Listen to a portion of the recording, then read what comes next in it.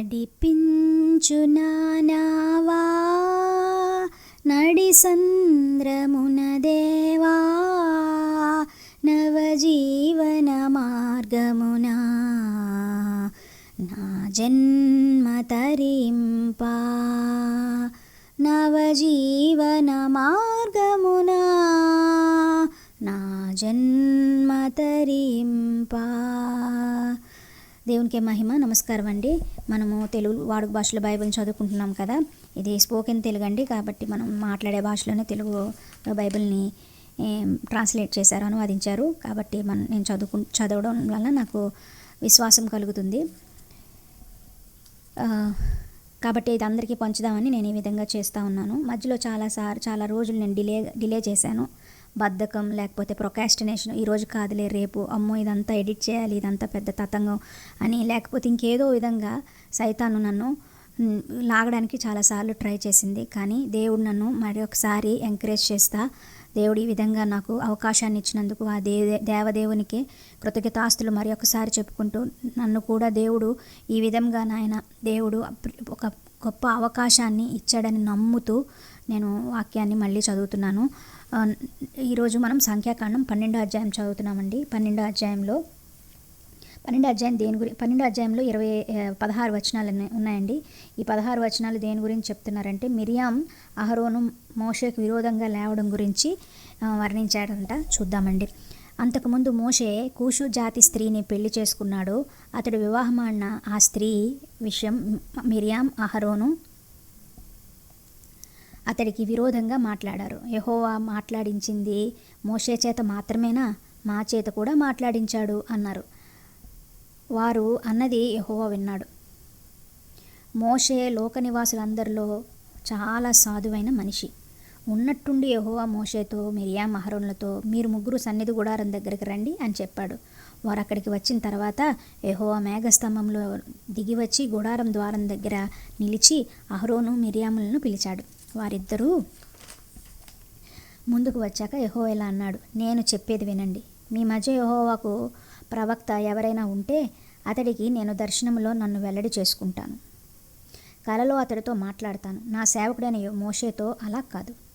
అతడు నా ఇంటి విషయాలన్నిట్లోనూ నమ్మకంగా ఉన్నాడు. నేను అతడితో ముఖాముఖిగా మాట్లాడతాను. గూఢంగా కాదు, స్పష్టంగా మాట్లాడతాను. అతడు యెహోవా ఆకారాన్ని చూచినవాడు. అలాంటప్పుడు నా సేవకుడైన మోషేకు విరోధంగా మాట్లాడడానికి మీరెందుకు భయపడలేదు? యెహోవా కోపాగ్ని వారి మీదకి రగులుకుంది. యెహోవా వెళ్ళిపోయాడు. అయితే మేఘం గుడారం మీద నుంచి పైకెక్కి పోగానే మిరియాం చర్మవ్యాధితో హిమమంత తెల్లగా కనిపించింది. అహరోను మిరియాం వైపు మళ్ళుకొని చూశాడు. ఆమెకు చర్మవ్యాధి ఉంది. అహరోను మోషేతో, అయ్యో స్వామి, మేము తెలివి తక్కువగా ప్రవర్తించి తప్పిదం చేశాం. అయినా ఈ దోషశిక్ష మా మీద పెట్టకు. తల్లి గర్భం నుంచి జీవం లేకుండా పుట్టి సగం మట్టుకు తినివేసిన శరీరం ఉన్న శిశువులాగా ఆమెను ఉండనీయకు అన్నాడు. మోషే యెహోవాకు మొరపెట్టి, దేవా దయ ఉంచి ఈమెను బాగు చేయి ప్రవ్వా అని అన్నాడు. యెహోవా మోషేతో, ఆమె తండ్రి ఆమె ముఖం మీద ఉమి వేసిన ఆమె 7 రోజులు సిగ్గుపడుతూ ఉండాలి. ఇప్పుడు ఆమెను శిబిరం బయట 7 రోజులు ఉంచాలి. ఆ తర్వాత ఆమెను లోపలికి మళ్ళీ చేర్చవచ్చు అని జవాబిచ్చాడు. గనుక మిరియాం శిబిరం బయట 7 రోజులు గడిపింది. ఆమె లోపలికి మళ్ళీ చేరే వరకు ప్రజలు ప్రయాణంలో ముందుకు సాగనే లేదు. ఆ తర్వాత వారు హజేరోతు నుంచి విడిచి వెళ్ళి పారాను ఎడారిలోకి దిగారు. ఇది 12వ అధ్యాయం సారాంశం అండి. ఒక్కొక్కసారి మనం ఈ మధ్యకాలంలో ఎక్కువగా యూట్యూబ్లోనూ వాటిల్లోనూ మనం చూస్తూ ఉన్నాము. సేవకులని మనం అనడానికి ఏ మాత్రము మనకి దానికి ఎలిజిబిలిటీ కూడా లేదండి. అది వాళ్ళు ఏం చేస్తున్నారు అనేది దేవుడు న్యాయస్థుడు, దేవుడు చూసుకుంటాడు. వాళ్ళకి ఒక పని దేవుడు చెప్పినప్పుడు వాళ్ళు ఎలా చేస్తారనేది పరిశుద్ధాత్మ దేవుడు వాళ్ళని ఎలా నడిపిస్తే అలా చేస్తారు.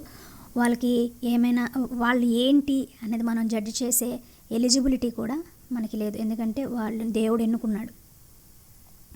ఒకరిని మనం కామెంట్ చేయటానికి మనం 4-5 సార్లు కాదు కదా,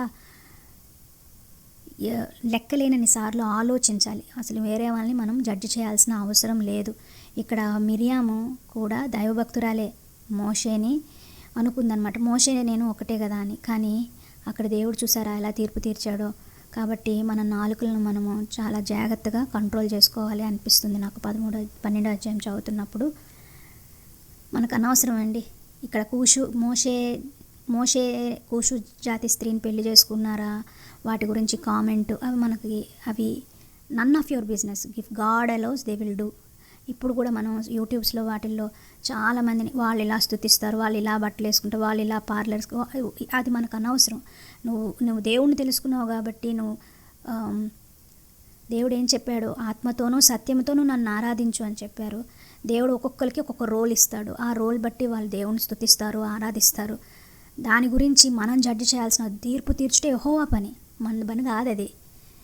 నోరును మనం చాలా జాగ్రత్తగా కంట్రోల్ చేసుకోవాలేమో అనిపిస్తుంది. మిరియాం అహరోనులు ప్రవక్తులు. దేవుడు చెప్పినట్టుగా మోషేతో ముఖాముఖిగా మాట్లాడితే ప్రవక్తలతో దేవుడు కూడా మాట్లాడతాడు. కానీ ముఖాముఖిగా కాదు, డిఫరెంట్ వేస్తో అంటే వాళ్ళు కూడా దేవునితో కమ్యూనికేషన్ పెట్టుకున్నవారు. అలాంటి వాళ్ళని దేవుడు స్పేర్ చేయలేదండి. కాబట్టి మనం నాలుకను మనం చాలా జాగ్రత్తగా ఉంచుకోలేమో అని నాకు అనిపించింది ఈ 12 అధ్యాయం. ఈవెందో మనకు సాల్వేషన్ వచ్చినా, ఈవెందో మనం దేవునిలో ప్రార్థన చేస్తా వాక్యాలు చదువుతూ ఉన్నవారమైనా వేరే వాళ్ళ గురించి మనం కామెంట్లు చేయవద్దు. అదే ఇక్కడ 12 అధ్యాయం చెప్తున్నట్టుగా నాకు అనిపించింది. పెద్దగా నాకేం తెలియదులేండి, నేను వాక్యం చదువుతున్నాను ఉన్నట్టుగా. కానీ ఎందుకో ఇక్కడ షేర్ చేయాలనిపించింది. దేవునికి మహిమ. 13 అధ్యాయాన్ని మనం నెక్స్ట్ ఎపిసోడ్లో చూద్దామండి.